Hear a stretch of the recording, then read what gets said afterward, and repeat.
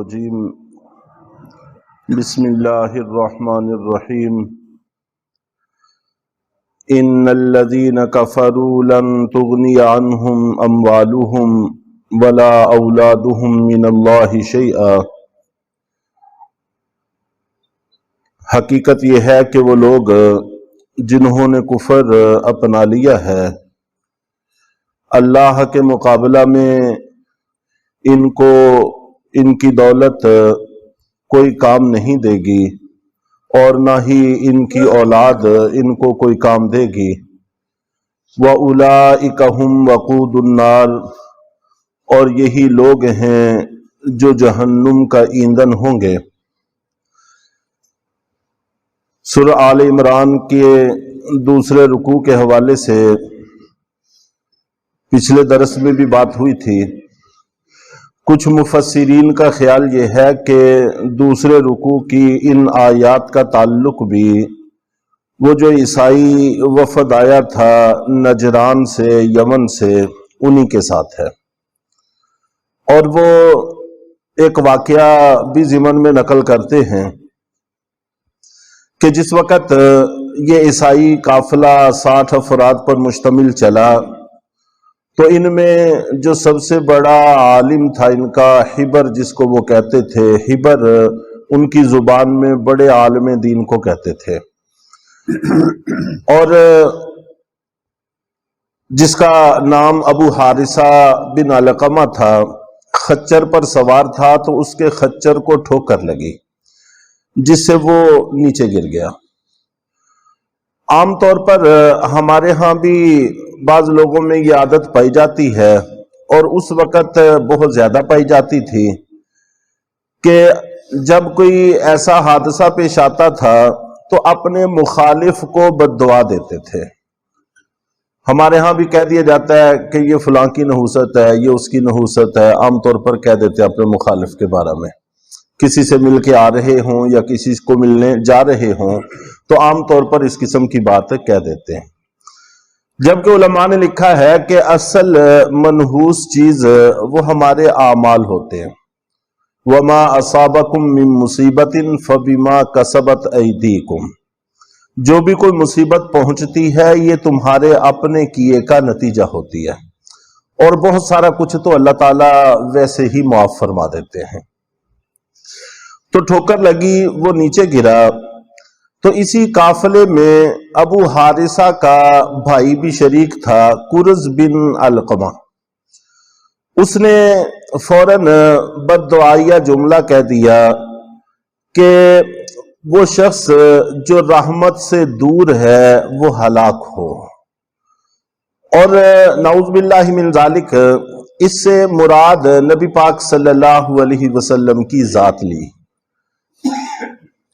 تو اس پر ابو حارثہ نے فوراً کہا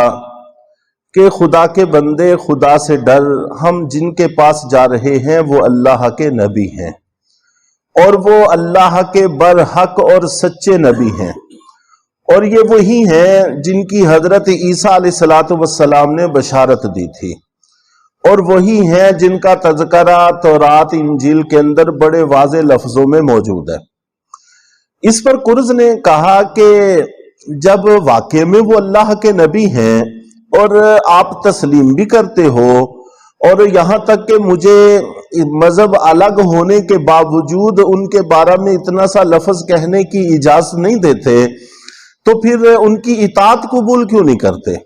اب تک کی جتنی میٹنگیں ہوئی ہیں، جتنی ہماری آپس میں گفتگو ہوئی ہے، وہ ساری اسی موضوع پر ہے کہ ہم نے ان کی بات نہیں ماننی، ہم نے ان کو نیچا دکھانے کے لیے یہ کرنا ہے، یہ کہنا ہے، یہ کہنا ہے، یہ کہنا ہے، اسی موضوع پر ہم گفتگو کرتے رہے ہیں، تو اطاعت کیوں نہیں کر لیتے؟ تو ابو حارثہ نے کہا کہ اگر ہم ان کی اطاعت کر لیتے ہیں تو عیسائی بادشاہوں کی طرف سے جو ہمیں اتنی مراعات ملی ہوئی ہیں، اتنی بڑی بڑی جائیدادیں ملی ہوئی ہیں، اتنی دولت مل رہی ہے، یہ ساری چھن جائے گی، یہ باقی نہیں رہے گی۔ تو اس پر کرز نے یہ دل میں بات بٹھا لی کہ وہ سچا مذہب ہے، محض دنیا کے لالچ کی وجہ سے ہم اس کو چھوڑ نہیں سکتے، چنانچہ روایات میں آتا ہے کہ اس نے پھر رجزیہ اشعار پڑھ پڑھ کے اپنی اونٹنی کو خوب بھگایا اور باقی قافلے سے پہلے مدینہ منورہ پہنچ گیا اور اسلام قبول کر لیا اور صحابہ کرام کے دائرے میں داخل ہو گیا، اور بعد میں حج کے سفروں میں بھی وہ ساتھ رہا، جبکہ باقی بالکل بے نتیجہ واپس چلے گئے۔ تو اس کے بارے میں یہ بتایا گیا ہے کہ یہ جو تمہارا مال ہے یہ تمہارے کسی کام نہیں آئے گا۔ حقیقت یہی ہے کہ تمہارا مال اللہ کے مقابلہ میں تمہیں کوئی فائدہ نہیں دے گا۔ جس مال کی وجہ سے تم حق کو چھوڑ رہے ہو یہ مال تمہیں فائدہ دینے والا نہیں ہے۔ اول تو دنیا ہی میں تمہارے ہاتھ نہیں رہے گا، اگر بالفرض دنیا میں ہاتھ میں رہ بھی گیا آخرت میں تو بالکل بیکار ثابت ہوگا۔ اور جس اولاد کی وجہ سے اتنا سارا کچھ جمع کر رہے ہو وہ اولاد بھی تمہارے کام نہیں آئے گی۔ تو یہ بات ان کے بارے میں کہی گئی، جبکہ اکثر مفسرین کا کہنا یہ ہے کہ یہ دوسرے رکوع کی آیات کا تعلق یہود کے ساتھ ہے، جس کا کچھ پس منظر میں نے عرض کیا تھا کہ یہ مدینہ منورہ میں آ کر آباد ہوئے اور ان کا مقصد اطاعت اور خدمت گزاری ہی تھا، لیکن وقت کے ساتھ ساتھ لالچ ان پر غالب آ گیا جس کی وجہ سے یہ اطاعت کی طرف نہ آئے۔ نبی پاک صلی اللہ علیہ وسلم جب مدینہ منورہ تشریف لائے تو دوسرے سال ہی غزوہ بدر کی صورت پیش آ گئی۔ تو نبی پاک صلی اللہ علیہ وسلم اور صحابہ کرام غزوہ بدر کی تیاری میں تھے، تو یہود ان پر آوازیں کستے تھے اور ان کو طرح طرح کے تانے دیتے تھے کہ یہ لوگ ہیں جو قریش جیسے لوگوں کے طاقتور قبیلے کے سر لے کر آئیں گے، وہاں سے مال غنیمت لے کر آئیں گے، دیکھو ان کی حالت۔ تو تان و تشنیع کر کے اذیت پہنچانے کی کوشش کر رہے تھے، اور جب اللہ رب العزت نے بھرپور کامیابی سے مالا مال فرمایا تو پھر کہنے لگے کہ اصل میں مشرکین مکہ وہ تجربہ کار لوگ نہیں تھے، اگر ہم سے پالا پڑتا تو پھر ان کو پتا چلتا کہ جنگ کیا ہوتی ہے اور مارکے کیسے لڑے جاتے ہیں۔ چنانچہ اللہ رب العزت نے وہ وقت بھی دکھا دیا کہ دو قبیلے ان میں سے منت سماجت کر کے ملک بدر ہوئے، وہاں سے خیبر میں جا کر آباد ہو گئے، اور ایک جس نے مقابلے کی کوشش کی ان کے سارے مرد جنگجو مارے گئے اور ان کے عورتیں اور بچے مسلمانوں کے غلام اور باندیاں بنے۔ انشاءاللہ اپنی جگہ پر اس کی تفصیل بھی آ جائے گی۔ تو اس کے ضمن میں حافظ ابن کثیر رحمۃ اللہ علیہ نے ایک حدیث بھی نقل کی ہے جس کا تعلق ان آیات کے مضمون کے ساتھ ہے۔ حضرت ام فضل رضی اللہ تعالی عنہا، یہ نبی پاک صلی اللہ علیہ وسلم کی چچی ہیں، حضرت عباس رضی اللہ تعالی عنہ کی اہلیہ محترمہ، اور حضرت ابن عباس رضی اللہ تعالی عنہ کی والدہ، یہ نقل کرتی ہیں کہ ہم مکہ مکرمہ میں تھے کہ ایک دفعہ اللہ کے نبی صلی اللہ علیہ وسلم رات کو کھڑے ہوئے اور آپ نے بلند آواز سے فرمایا، کیا میں نے تمہارے تک دین پہنچا دیا ہے؟ کیا میں نے تبلیغ دین کی کر دی ہے؟ کیا میں نے وحدانیت اور رسالت تم تک پہنچا دی ہے؟ تو اس پر حضرت عمر رضی اللہ تعالیٰ نے عرض کیا کہ اللہ کے رسول، آپ نے پہنچائی ہے، بڑی محنت سے پہنچائی ہے، اور ہماری خیر خواہی میں ذرہ بر کوئی کسر نہیں آپ نے چھوڑی، اور پوری محنت کی ہے اور توانائی خرچ کر کے دین ہم تک پہنچایا ہے۔ تو اس پر پھر اللہ کے نبی صلی اللہ علیہ وسلم تشریف لے گئے، اور جب صبح ہوئی، صبح ہونے کے بعد آپ نے ارشاد فرمایا کہ اللہ کی قسم اسلام غالب آ کر رہے گا، اور ساتھ ہی ارشاد فرمایا کہ اسلام خوب پھیلے گا یہاں تک کہ کفر اپنی جگہوں میں جا کر چھپ جائے گا۔ جہاں سے یہ کفر پیدا ہوا ہے، شیطان سے، ابلیس سے، یا وہ چند لوگ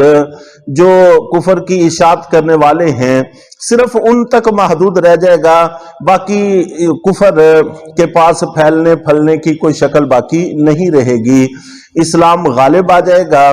کفر سمٹ جائے گا، اور مسلمان اسلام کو لے کر دریاؤں کو سمندروں کو چیرتے پھاڑتے ہوئے چلے جائیں گے اور اسلام کی اشاعت کریں گے۔ چنانچہ وہ دور تاریخ دیکھ چکی ہے، ہم کتابوں میں اپنے بڑوں کے آباء و اجداد کے واقعات پڑھتے ہیں، وہ وقت اللہ نے دکھایا۔ اور پھر فرمایا کہ ایک وقت ایسا بھی آئے گا کہ جب لوگ قرآن پڑھیں گے، اول تو قرآن پڑھتے ہی نہیں، جو پڑھیں گے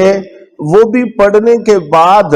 پھر غرور اور تکبر کی وجہ سے کہیں گے کہ ہم قاری ہیں، ہم عالم ہیں، ہم سا کوئی بھی نہیں ہے، کوئی ہے تو ہمارے سامنے آئے۔ اس قسم کے متکبرانہ جملے زبانوں پر جاری ہوں گے۔ تو پھر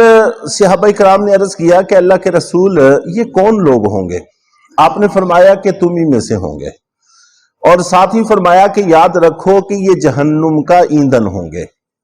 یہاں پر بھی یہ کہا گیا ہے کہ یہ کفار لوگ وَأُولَئِكَ هُمْ وَقُودُ النَّارِ جہنم کا ایندھن ہوں گے، اور تم میں سے بھی بہت سارے لوگ جہنم کا ایندھن بنیں گے۔ انشاءاللہ کچھ تفصیل کل عرض کی جائے گی۔ اللہ تعالی ہم سب کو راہ راست پر جانے کی توفیق عطا فرمائے۔